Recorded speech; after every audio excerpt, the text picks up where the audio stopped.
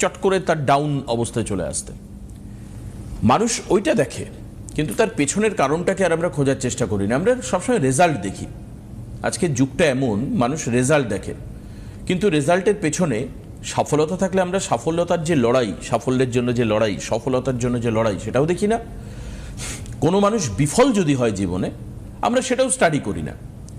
এখন অনেক কারণের মধ্যে অ্যাস্ট্রোলজি বা গ্রহগত অবস্থান একটা কারণ।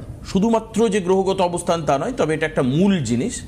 যে গ্রহ যদি কোনো রকমভাবে নার্চার্ড না হয়, যদি কোনো রকমভাবে ড্যামেজ থাকে, তার যদি বক্রি হয় বা এমন কোনো যোগ তৈরি হলো যা ওই ব্যক্তির জন্য ভালো নয়, তাহলে তার জীবনে খারাপ সময় আসবে।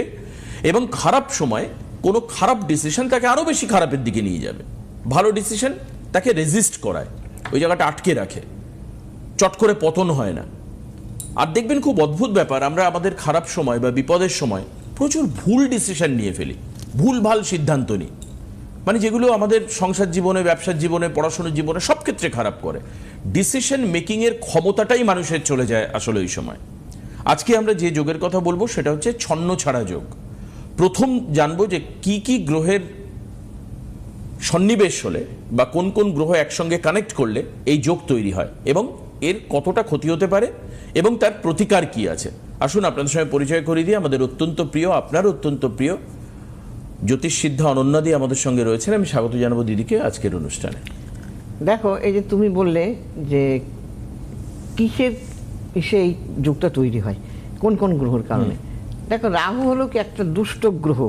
হ্যাঁ, এই রাহুর কবলে যে পড়বে না, সেই গ্রহটাকেই, মানে একটু দুধের মধ্যে গোরচনা পড়লে যেমন নষ্ট হয়ে যায়, তেমনি এইটা ঠিক সেই গ্রহটার সঙ্গে থাকলেই তার খারাপ কাজ করে দেবে। সেই রকম আজকে মানুষ কেন উচ্ছৃঙ্খল, ছেলেমেয়েরা উচ্ছৃঙ্খল কেন হয়ে যায়, কেন তারা ডাকাতি করে, কেন তারা চুরি করে, কেন তারা মিথ্যে কথা বলে, এই রাহুর কবলে যে পড়বে তার কিন্তু সর্বনাশ।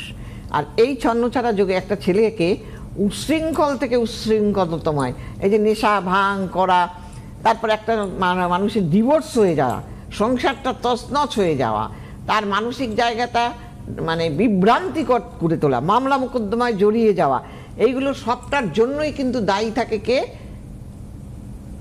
মঙ্গল রাহু ছন্ন ছাড়া যোগ। আচ্ছা, তার মানে মঙ্গল আর রাহু একসঙ্গে যুক্ত হলে তবে যে যোগটা তৈরি হয় তাকে আমরা ছন্ন ছাড়া যোগ বলি।